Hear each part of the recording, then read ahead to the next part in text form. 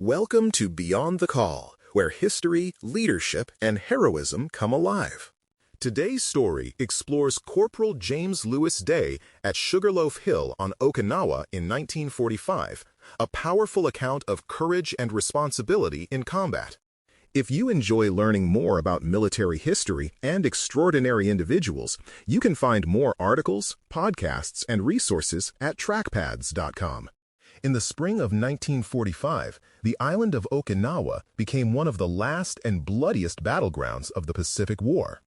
On its western side, a low but viciously defended rise, known as Sugar Loaf Hill, blocked the advance toward Naha and the main Japanese defensive line around Shuri. The ground leading up to the hill was churned coral and mud, stripped of cover, and swept by interlocking fire from hidden positions. It was a killing ground. Beyond the Call is the Monday feature of Dispatch, U.S. Military History magazine. That is the setting in which a young Marine corporal named James Lewis Day would be asked to hold a tiny patch of earth at a terrible cost. Day's journey to that moment began far from the Pacific, in East St. Louis, Illinois. He grew up during the hard years of the Great Depression, where steady work and family loyalty mattered more than comfort. Those early experiences shaped a young man who understood responsibility and did not expect an easy road. When war came, he enlisted in the United States Marine Corps and entered a world of forced marches, rifle ranges, and instructors who demanded exacting standards. Training was relentless, but it built habits of discipline. Fellow recruits learned that Day was quiet, steady, and more interested in helping others than in drawing attention to himself. By 1945, he was a corporal and a squad leader in a weapons company, entrusted with Marines and with the machine guns and mortars that backed up the rifle platoons. That role required more than technical skill. It demanded a clear eye for terrain, a sense of how to place weapons so they supported neighboring units, and the calm to make those decisions under fire. When his battalion moved against Sugar Loaf Hill, Day and his men were part of a larger plan to pry open the Japanese line. The hill was not just a contour on a map. It was a key that had to be turned if the division was to keep moving forward. The assault quickly turned disastrous. Units trying to cross the open ground in front of Sugar Loaf were torn apart by mortar bursts and artillery that seemed to fall everywhere at once. Men ran, crawled, or lay still where they fell, and the neat lines traced on operations maps scattered into confused clusters of survivors. Day's squad found itself among the shaken remnants of another unit that had been smashed in the attempt. The air was thick with dust and smoke and the cries of the wounded. In that chaos, someone had to decide whether this battered group would drift backward or try to form a new line forward of the main force. As darkness fell, the fight changed character. Japanese mortars and artillery found the little forward pocket and began to walk shell bursts across it, forcing the Marines deeper into the coral and showering them with fragments. Then, out of the gloom, came infantry assaults aimed at smashing this stubborn point of resistance. Day moved along the thin line, checking on foxholes, handing out grenades, and shouting encouragement. When attackers rushed close, he rose up in his shallow position to throw grenades from the front, setting an example that steadied the men around him. The first night ended with the attacks beaten back, but at a fearful price in dead and wounded. The second night brought more of the same, only worse. After a day of constant harassment and sniping from the hill, the enemy gathered again and pushed hard against Day's position. At some points, Japanese soldiers closed to within a few feet, trying to drop grenades or fire into foxholes at point-blank range. Day met them at that distance, killing those who tried to overrun his position and directing nearby Marines to seal gaps in the line. When machine guns went silent because their crews were hit, he crawled to those guns and brought them back into action himself. The line held, but each repulsed attack left fewer Marines to defend the same dangerous ground. Between assaults, Day refused to treat his own safety as the priority. When he heard cries from wounded Marines stranded in exposed areas, he crawled out into the shredded ground under fire to reach them. He dragged and carried men back to the shallow cover of the forward line, sometimes alone and sometimes with the help of others he persuaded to join him.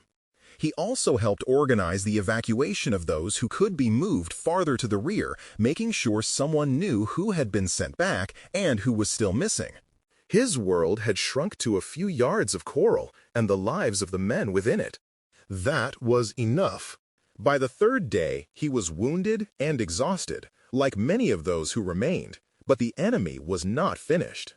They mounted what survivors later remembered as their most determined attempt to crush the position and roll up the line. Once again, Day moved from foxhole to foxhole, steadying younger Marines who had never witnessed such sustained, close combat. He pointed out fields of fire, shifted men to cover the most threatened approaches, and made sure no weapons sat idle.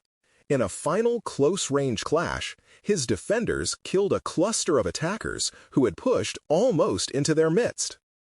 When the last assault faded, more than 100 enemy dead lay around the position they had failed to take. The official Medal of Honor citation that later recognized his actions uses phrases like conspicuous gallantry and intrepidity at the risk of his life above and beyond the call of duty. Those are formal words, but on Sugar Loaf Hill they had direct, concrete meaning. They described a Marine who chose again and again to move toward danger, to leave cover to rescue others, and to hold ground that logic might suggest abandoning. The citation's reference to sustained combat operations over several days reminds us that this was not a single impulsive gesture. It was courage maintained hour after hour, without certainty of survival, because abandoning that courage would have meant losing men and losing the mission. Other phrases in the citation speak of rallying remnants of another unit and occupying a critical forward position. On the ground, that meant taking responsibility for Marines he had just met, who were shaken by the failure of their earlier attack, and leading them not back to safety, but closer to the enemy. The critical position was no fortress. It was a scraped-out line in front of a hill that had already consumed many lives. By making that position work, by turning it into a stubborn anchor that the enemy could not pull loose, Day helped set the conditions for the eventual capture of Sugar Loaf. His decisions at the squad level rippled through the entire battle. The impact of those choices went beyond the immediate tactical gains. Holding that forward pocket prevented a dangerous gap from opening in the division's lines. It gave neighboring units a fixed point to tie into and a forward reference from which later attacks could be launched. The enemy lost time, troops, and momentum in repeated failed attempts to crush the position.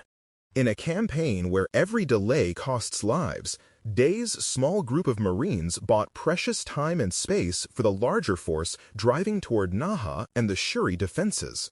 One squad's stand became part of a chain of actions that helped push the Pacific War toward its brutal conclusion. The character traits on display at Sugar Loaf Hill would mark James Day's entire career. Initiative, responsibility for others, and an almost stubborn resilience under pressure defined his leadership style.